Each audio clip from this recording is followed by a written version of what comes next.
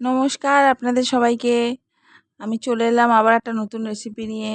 কুমড়ো শাক ও পুঁই শাকের চচ্চড়ি নানা রকম সবজি দিয়ে। যারা সবজি খেতে ভালোবাসে না তাদের এটা খুবই ভালো লাগবে। আসুন দেখা যাক রেসিপিটা। আজকে আমি বানাতে চলেছি কুমড়ো পুঁই শাক দিয়ে।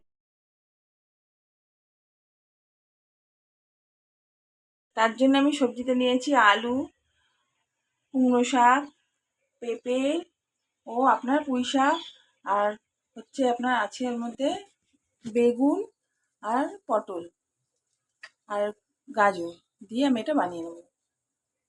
এটা হবে চচ্চড়ি।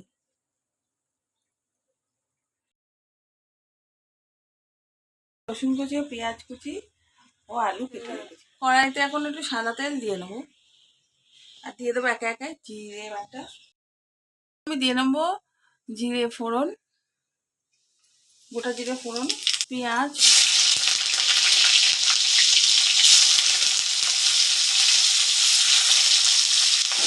নাড়িয়ে নেবো।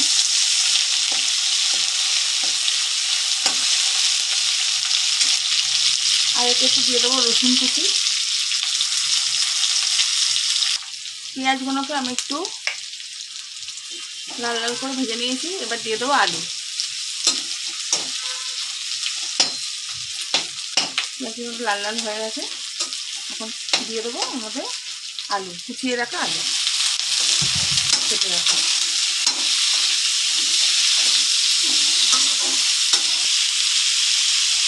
এখন আমি আলুগুলোকে লাল লাল করে ভেজে নেবো।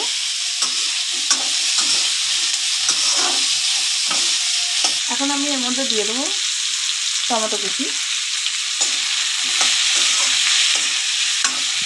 আমি ফোড়নে তেজপাতাটা ইউজ করিনি, আমি আলু ভাজার মধ্যে তেজপাতাটা দিয়ে দিয়েছি, দু একটা তেজপাতা কেটে দিয়ে দিয়েছি।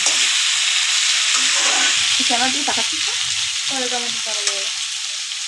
এখন আমি আলু ভাজার পরে টমেটো কুচি দিয়ে দিয়েছি আর তেজপাতা দু একটা ছিঁড়ে দিয়ে দিয়েছি। এগুলো একটু লাল লাল ভাজা হলে আমি দিয়ে দেবো একে একে মশলার উপকরণগুলো। নুন দেবো, নুনটা আপনি স্বাদ অনুসারে পরিমাণ মতো দেবেন।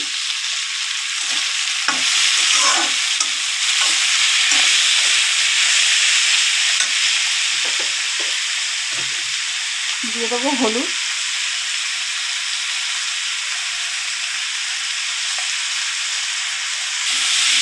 হলুদটা দিয়ে একটু নাড়বো। এখন দিয়ে দেবো ধনের গুঁড়ো, লঙ্কার গুঁড়ো 1 চামচ,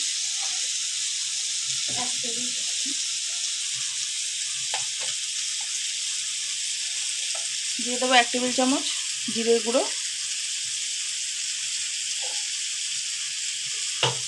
কষিয়ে নেবো। এখন একটু কষিয়ে নেবো, মশলাগুলো একটু কষিয়ে নেবো। এবার যে কেটে রাখা শাকগুলো কেটে রেখেছিলাম, কুমড়ো আর পুঁই শাক, সেগুলো দিয়ে দেবো। সব সবজিগুলো একে একে এর মধ্যে ছেড়ে দেবো। সবজিগুলো দিয়ে একটু নাড়িয়ে নেবো।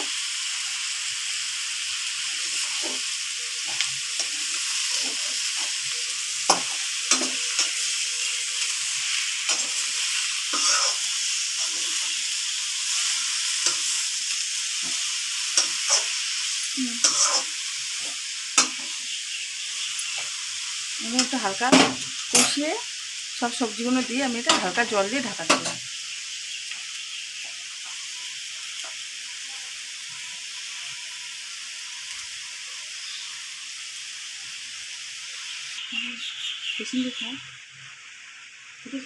এখন দিয়ে দেবো জলটা, পরিমাণ মতন জল দিয়ে দেবো। সবজিগুলো সিদ্ধ হতে দেবো।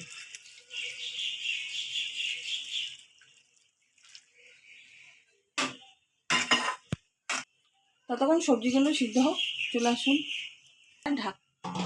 20 মিনিট মতন ঢাকা দিয়ে সিদ্ধ করে নেব। এখন আমি একটু দিয়ে দেবো এটার মধ্যে চালের গুঁড়ি, তাহলে একটু থিকনেসটা হবে ভালো।